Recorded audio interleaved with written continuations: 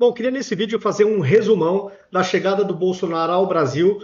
Obviamente deve ter causado muita inveja para o Lula, não tenho a menor dúvida disso, porque quanto o Lula, quando sai na rua, que não seja com plateia amestrada, quando ele sai, ele ouve certas coisas que ele não gostaria, o Bolsonaro não.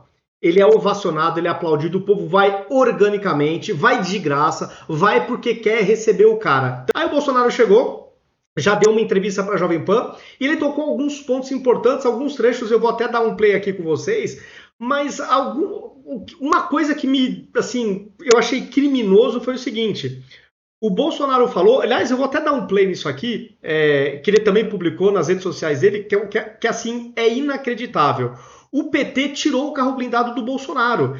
O que eu acho isso aí um perigo. Afinal de contas, o Bolsonaro é ou não é alvo de facções criminosas? O governo Bolsonaro deu muito prejuízo para essa gente. Pô, já tentaram matar o Bolsonaro com uma facada. Eles tiraram o carro blindado. Olha o que o Bolsonaro falou sobre isso. Na segunda-feira eu tinha direito a 2 carros blindados. Com a minha anúncio da chegada aqui, a Casa Civil retirou o carro blindado. Estou com 2 carros normais aí fora. Aí. Agora, você pode falar, tem amparo na lei ou não tem? Tá? Não está definido. A gente vê acontecer essa questão do PCC, tá? Planejando, etc. A gente fica preocupado. Eu não tenho peito de aço. Tá? Eu vou tentar buscar um carro blindado para mim agora. Não é uma atitude racional por parte desse governo que tem. Eu nunca persegui ex-presidente nenhum governo.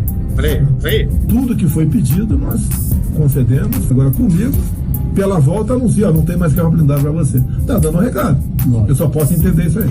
Na segunda-feira eu tinha... Vocês viram que o Bolsonaro falou no final, né?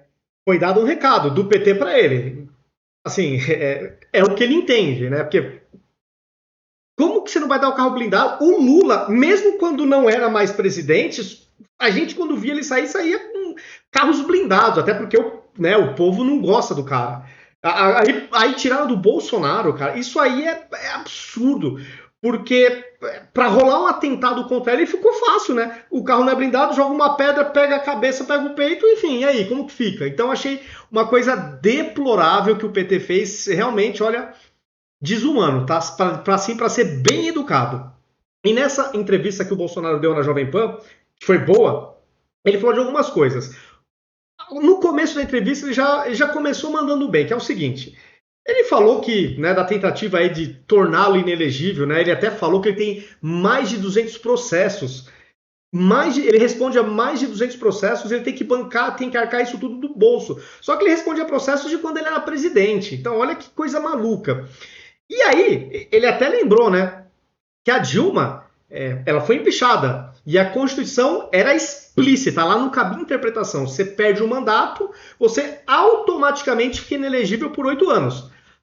A Constituição foi rasgada para manter a Dilma elegível. Então, você supor, depois de tudo que aconteceu no passado recente, que o Bolsonaro pode ficar inelegível, então que rasgue a lei para ele também não ficar, se acontecer alguma coisa. Né? Porque se foi para um lado, porque não pode ser para o outro. Vou dar um play aqui nesse trechinho aqui. Ele está sendo acusado de ações, né, que realmente poderiam, ao ser julgado, me tornar inelegível. Se bem que me tornar elegível tem que ser uma condenação em segunda instância. Os processos não irão para a primeira instância. Eu tenho mais de 200 processos, que é uma coisa que eu acho, né, que eu deveria ter o amparo para me defender das ações. Eu estou me defendendo das ações. É inadmissível um ex-presidente responder tantas ações e arcando com a despesa disso tudo. Agora, se me comparar com outros ex-presidentes, Dilma Rousseff, por exemplo, foi cassado, o Senado deu a última palavra e continuou com direitos políticos. O outro foi tirar o cara da cadeia com 3 condenações por unanimidade e tornar o cara elegível e se elegeu. Qual é a materialidade? Qual é a acusação que pesa para valer? Não, exatamente. Então, assim, não vou nem ficar falando sobre isso, né? Enfim, mas é isso. Quer dizer, você então, a despeito do que aconteceu no passado recente do Brasil, pensar numa inelegibilidade do Bolsonaro, pelo amor de Deus, aí é complicado, complicado. Aqui o Bolsonaro foi questionado em relação às joias. Ele deu uma explicação, vou dar um play aqui também, tá? Onde ele fala que quem define o que vai ser particular ou o que vai para o acervo não é nem o Bolsonaro. São funcionários que são de carreira, tá? Concursados que definem isso. Mas não vou me estender muito, eu vou deixar aqui o Bolsonaro explicando essa questão das joias. São as joias. Eu quero entender do senhor o seguinte: o primeiro e o segundo pacote de joias, o senhor já deu uma explicação muito clara. Agora eu quero entender do senhor o seguinte: esse terceiro pacote de joias, que inclusive foi revelado pelo jornal Estado de São Paulo, por que o senhor colocou esse terceiro pacote no seu acervo pessoal? Por que o senhor não devolveu esse terceiro pacote? Vou te perguntar uma coisa aqui. Por que o Estado de São Paulo fez a matéria sobre o primeiro e o segundo conjunto de joias? Porque está cadastrado. Outra, quem classifica se é acervo pessoal público não sou eu. Tem um pessoal lá na Presidência da República, são servidores de carreira que classificam. E na lei fala que eu posso até usar, não posso vender.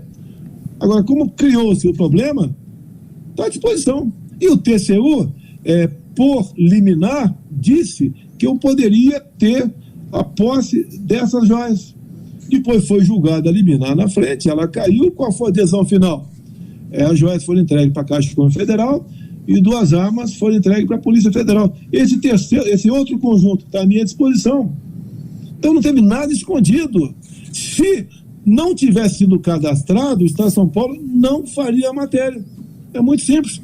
Outra coisa, são milhares de presentes. Eu tenho acesso a eles? Não, até por questão de segurança. Não interessa que presente seja. Todos passam por esse órgão lá na Presidência da República, classifica e manda para o acervo. Agora, o acervo não é na presidência. O acervo eu tenho que ter uma fundação. Não vou criar a fundação. Eu pretendo Bom, aqui o vídeo é um pouco longo, tá? Mas o Bolsonaro dando a explicação dele. E lembrando, tá, que a Dilma Rousseff e o Lula, tá? Eu não vou lembrar o número exato de cabeça, mas acho que cada um passa de 100 ou de 200, tá? Mas aí eu não tenho muita certeza, mas é um número absurdo de itens que eles não devolveram, tá? Mas agora o foco é Bolsonaro, né? A gente sabe muito bem por quê, né? A imprensa não quer. A imprensa hoje fala mais do Bolsonaro do que do Lula, que é o presidente. Porque, na minha leitura, enquanto eles não conseguirem deixar o Bolsonaro inelegível, porque eles sabem que o cara vai vir forte para a próxima eleição, eu presumo que a imprensa sabe que o Lula vai deixar o Brasil pior e que vai ser uma vitória fácil do Bolsonaro, então eles estão inquietos. Eles precisam deixar o Bolsonaro inelegível. Essa é a minha leitura, essa é a minha interpretação. Aqui o Bolsonaro fala também da questão do medo do PT, né? O pânico do PT e do Lula com a CPMI do 8 de janeiro. É estranho, né? Pô, eu acho que é uma oportunidade ímpar para se investigar, e já que a esquerda afirma que foi só apoiador de Bolsonaro, que, enfim, é a chance da esquerda de pôr uma pá de cal no Bolsonaro. Por que o medo, né? Então, o Bolsonaro, nesse vídeo, fala exatamente sobre isso. Aqui também trouxe um recorte, né? O UOL falando o seguinte: apesar de proibição, bolsonaristas lotam saguão de aeroporto em Brasília. Não tem como fugir, né? A realidade se impõe, a imprensa não pode não noticiar. Se bem que tem uns absurdos rolando aí também. Aí eu até coloquei, né? Isso deixa a esquerda chiliquenta e com muita inveja. Será que o Lula não sonha em ser tão popular assim? Cara, o Lula, é o sonho do Lula. Pô, ele deve ter uma raiva do Bolsonaro por causa disso. Olha, uma coisa assim. E vocês imaginem a raiva, né? Porque não tem pão com mortadela aqui. Não tem pão com mortadela. Pessoal, é isso. Então esse é um resumão, aí, um overview do que eu achei interessante da volta do Bolsonaro, da repercussão e da primeira entrevista que ele deu. Que eu acho que ele foi muito bem. E agora, né, inclusive, até antes de fechar o vídeo, o Lula desapareceu no dia de hoje, né? Ele sabe que ele não consegue competir em audiência e em destaque na imprensa com o Bolsonaro aqui. Então hoje ele desapareceu, não despachou do Planalto, nada do tipo, né? Deu aquela, né, enfim, sumiu do mapa para não passar vergonha. Então o Bolsonaro, só com a chegada do Bolsonaro, o Lula já deve estar pé da vida, entendeu? Pé da vida. Mas presumo que eles estejam aí arquitetando, enfim, uma maneira de fato deixar o Bolsonaro inelegível. Mesmo a Dilma não tendo ficado após o impeachment e depois do Lula ter voltado, depois de tudo que a gente viu que aconteceu, né? Mas, como muitos juristas dizem, Ives Gandra Martins, por exemplo, que é um dos maiores do Brasil, fala, né? A gente vive uma questão de insegurança jurídica, então fica tudo muito imprevisível, né? Enfim, é isso, pessoal. Coloquem nos comentários o que vocês acharam aí do retorno do Bolsonaro no Brasil. Enfim, se gostaram do vídeo, compartilhem, me sigam nas redes sociais, ativem as notificações e até o próximo vídeo.